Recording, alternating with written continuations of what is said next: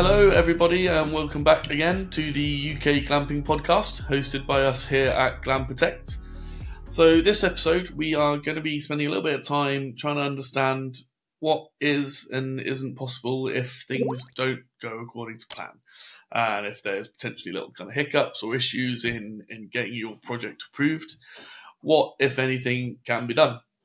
So with that in mind, our special guest this week is Peter Biggs, Director and Founder of PJB Planning. Thanks very much for joining me, Peter.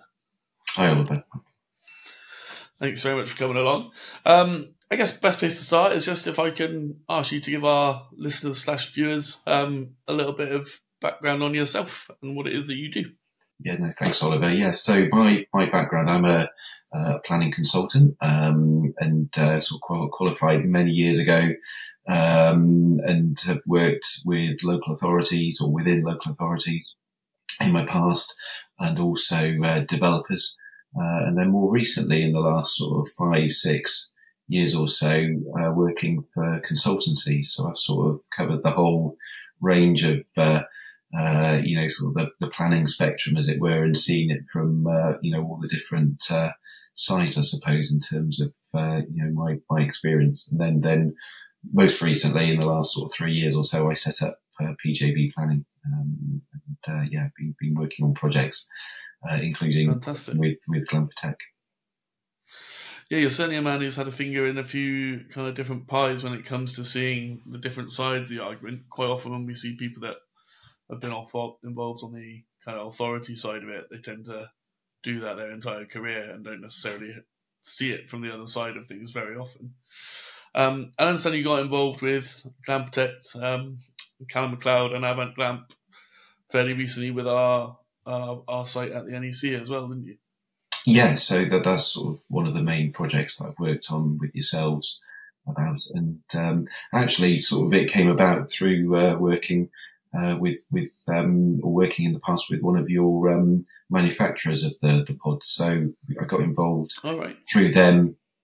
And linking up to Glampitect to sort of get involved in assisting and advising on the planning side of things. The NEC project is obviously, sort of one of your large projects and needed critical issues to deal with.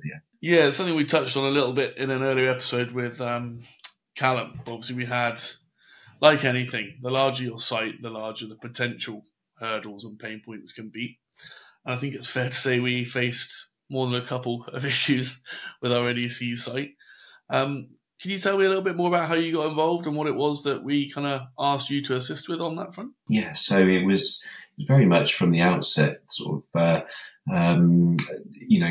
firstly timing, because there was a need to get planning applications in, but a need to be able to, sort of liaise and be able to speak to the local authority planners, build that relationship within a very short period of time, whilst the application was being put together, and then being involved in all the various project meetings with all the, for that project, there were a lot of specialist consultants involved in terms of ecologists, tree consultants, drainage, architects, and I work alongside all of them, advising on the planning policy considerations. And then I was sort of the key link with the local authority. Okay, great. Yeah, for any of our listeners that aren't aware of the project we're talking about, we'll put some links in the episode description to the site and as well, obviously, to Peter's site, PJB Planning. So if you have a need, do please get in touch with Peter. I think it's fair to say that site was fairly unique compared to the bread and butter of 95% of our clients, in that most of our clients will be a relatively small scale project, generally somewhere around 4 to 5 units as an initial startup, and probably significantly more rural in setting than the project at the NEC there. So one of the things we get asked a lot as sales consultants here at Glampitect is, what can I do if I don't get approved? Because obviously that's everybody's major concern going into planning permission. And it's like, well, what's the process? Where do we go from there? So there's never a straightforward answer, because it can be such a specific and individual variances from one case to the next. But How have you found it on the glamping side of things that you've dealt with? Is there always grounds for appeal when people get rejected, or is it sometimes a case of, look, I'm sorry, that's a fairly watertight rejection. There's not a lot you can do. Yeah, so I've the other bit of work that I sort of focus on with Glampitect is acting on a number of appeals and working on that exact situation and advising whether it's sort of a good case for appealing. I mean, what I say to all my clients that are considering appealing, it's a bit of a stark fact, but just statistically across the board in all types of appealing, the average is around about 26 to 27% of appeals are allowed. So, you should never go lightly into appealing. And really, the advice that any planner would give is that you've really got to make sure that every issue is watertight in terms of the case that you're putting forward at the point that you're lodging the appeal, because the nature of the appeals for what you mentioned, Oliver, in terms of the size of schemes, they would be dealt more often by what's called written representation, so exchange of documents.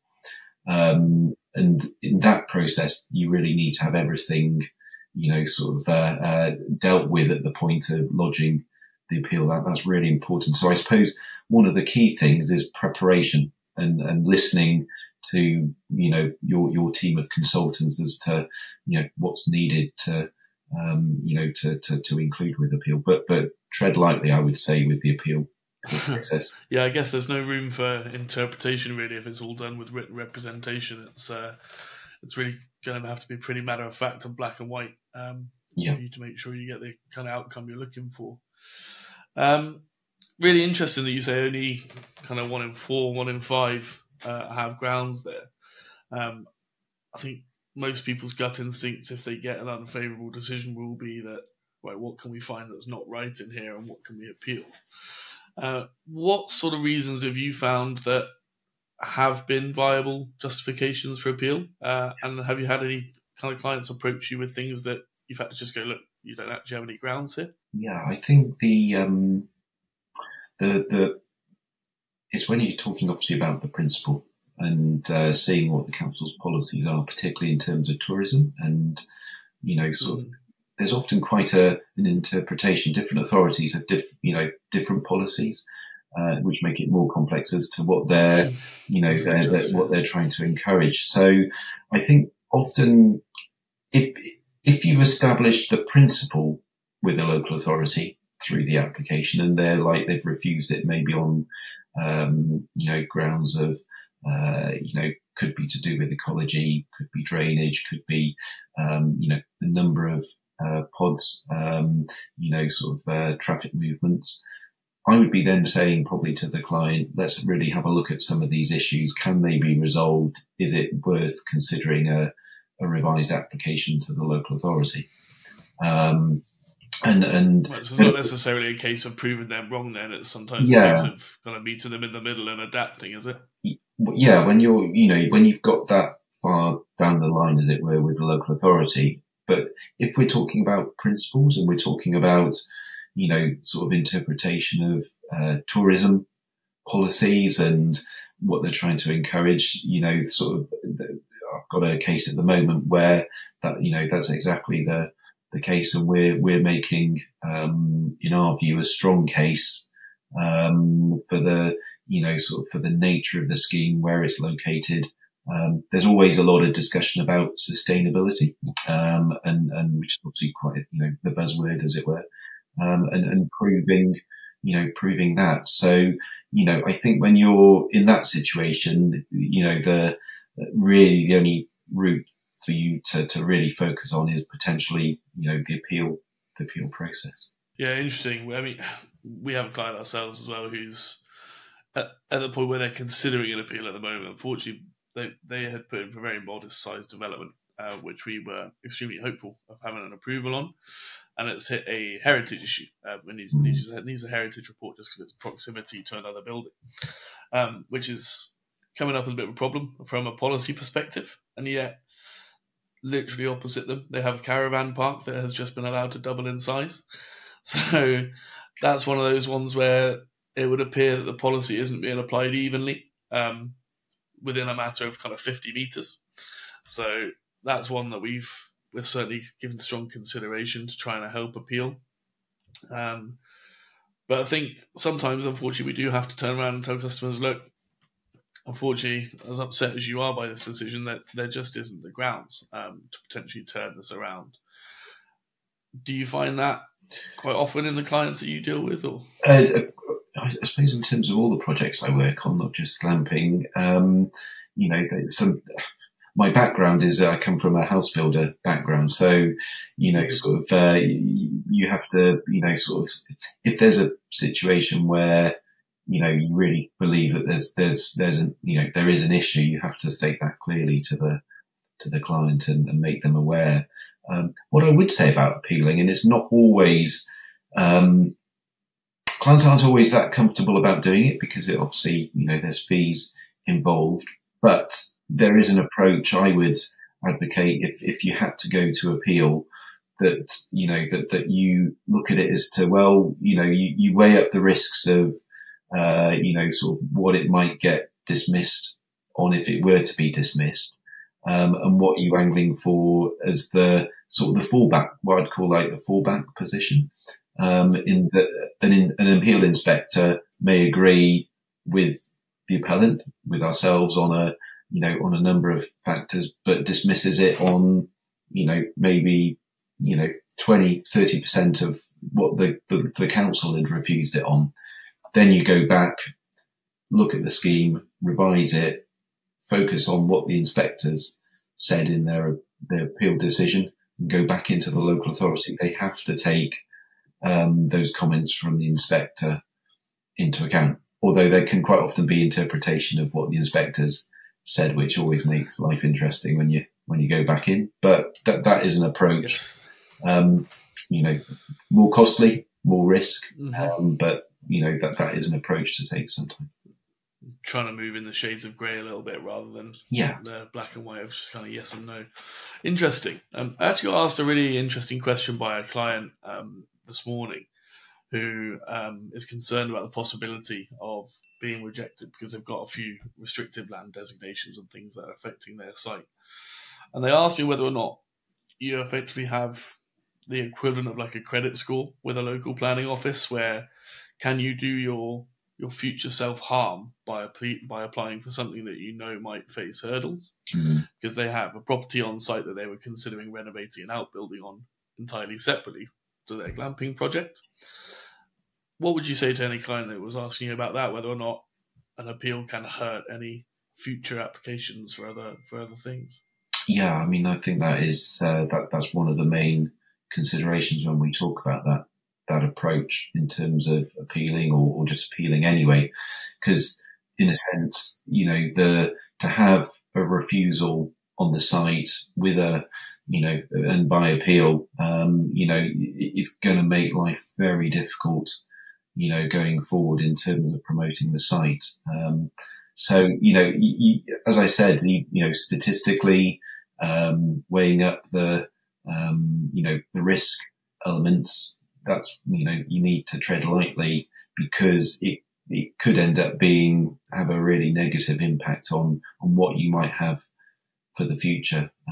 There are plenty of projects that I've worked on that you take it to the brink and you review and, you can sort of see, well, maybe there's an alternative way to doing this and you've got to take a step back, but take on board what's been said through the application with the local authority and then see how you can review it. And it might be that particularly at the moment with ecology's one where, sort of things are thrown at you and you don't want to go into an appeal without your ecology resolved or knowing where you're going with that, because you could end up with an inspector coming back with worse reasons for refusal if you think that's what you're appealing with. So, appealing, you tread carefully, but it's not to say that you don't appeal. You obviously take advice from people like me,